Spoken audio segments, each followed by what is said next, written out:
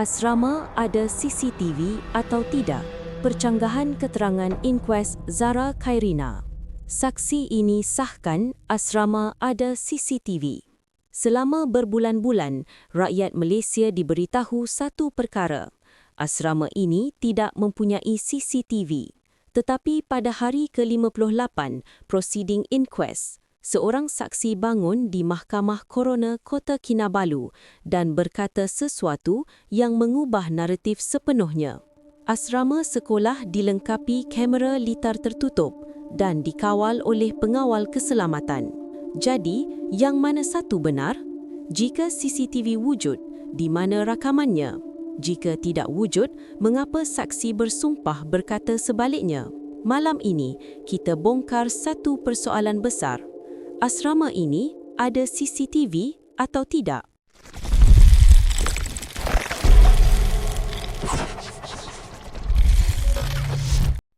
Segmen 1.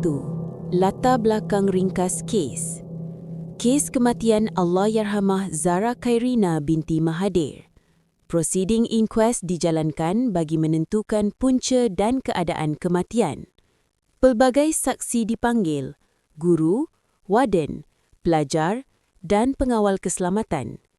Isu keselamatan asrama menjadi tumpuan utama. Dalam kes melibatkan pelajar di bawah umur, keselamatan asrama bukan isu kecil. Ia adalah benteng terakhir perlindungan. Segmen 2. Naratif awal.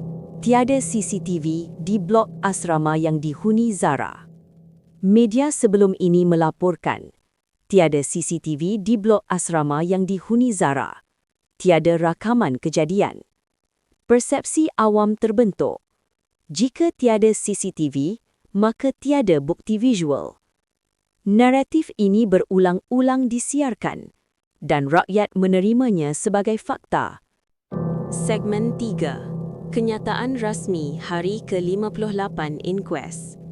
Tarikh 30 Januari 2026. Saksi, Deponen ke-61, Encik Muhammad Syam bin M. Nasir. Jawatan, Guru Akademik dan Warden Asrama. Petikan penting, diringkaskan secara lisan. Saksi mengesahkan bahawa asrama sekolah dilengkapi kamera litar tertutup, CCTV, dan dikawal oleh pengawal keselamatan yang bertugas mengikut shift. Ini adalah kenyataan bertulis dalam ringkasan rasmi prosiding inquest yang dikongsi sendiri oleh Ibu Arwah Zara. Ini bukan kabar angin. Ini bukan petikan media tidak sah. Ini dokumen rasmi prosiding inquest. Segmen 4. Percanggahan besar. Apa yang sebenarnya berlaku? Soalan mula timbul. Jika asrama ada CCTV, di mana rakamannya?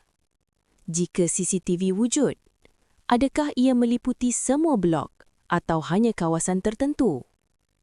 Adakah saksi merujuk CCTV di pintu pagar, pejabat warden atau kawasan umum, bukan blok kejadian?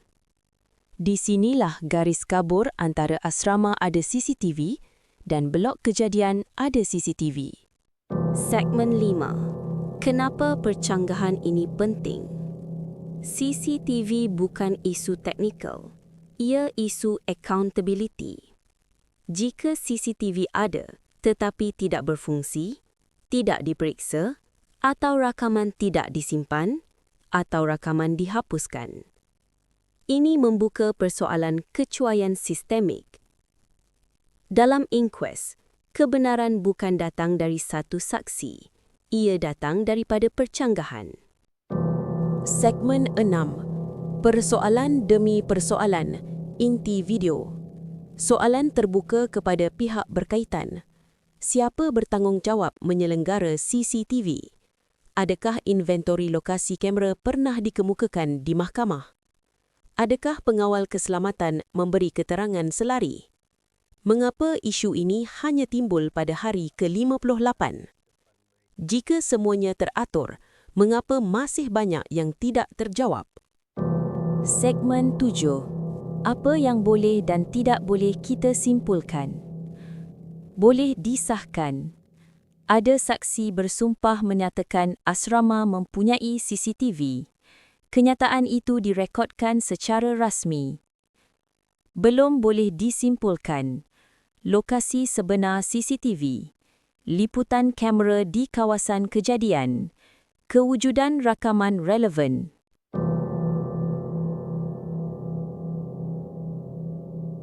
Dalam kes ini, persoalannya bukan lagi siapa bercakap benar, tetapi mengapa kebenaran masih terpisah-pisah. Jika CCTV wujud, ia sepatutnya menjawab segalanya. Jika tidak, rakyat berhak tahu mengapa ia dinyatakan sebaliknya di mahkamah.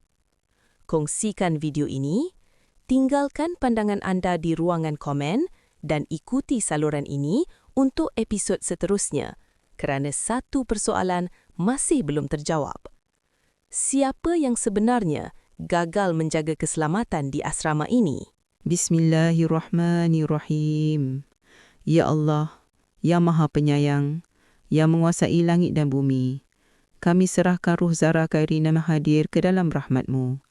Ampunkan dosanya, terangilah kuburnya dengan nur-Mu, lapangkanlah dan jadikan ia tempat yang sejuk, tenang, penuh ketenteraman tanpa gangguan.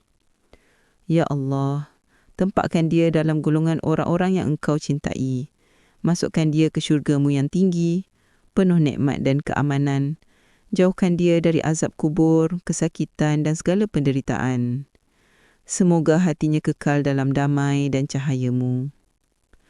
Ya Allah, limpahkan rahmat dan ketabahan kepada ibu bapa, keluarga dan semua yang menyayangi Zara. Ringankanlah hati mereka, kuatkan jiwa mereka dengan redha-Mu dan gantikan kesedihan dengan ketenangan, harapan dan cahaya iman yang tak pudar. Jadikan mereka sabar, tabah dan teguh menghadapi dugaan-Mu. Ya Allah, tunjukkan kebenaran dalam kes ini. Bimbing pihak yang bertanggungjawab agar berlaku adil, telus dan ikhlas. Berikan hukuman setimpal kepada sesiapa yang terlibat agar menjadi pengajaran dan jauhkan masyarakat dari perbuatan zalim seumpama ini. Ya Allah, jadikan setiap detik dan peristiwa ini pengajaran bagi kami. Ajarilah kami menjaga anak-anak dengan kasih sayang yang tulus, melindungi mereka dari bahaya dan mendidik mereka dengan iman, akhlak serta ketakwaan kepada-Mu. Ampunilah dosa-dosa kami jika kami pernah lalai.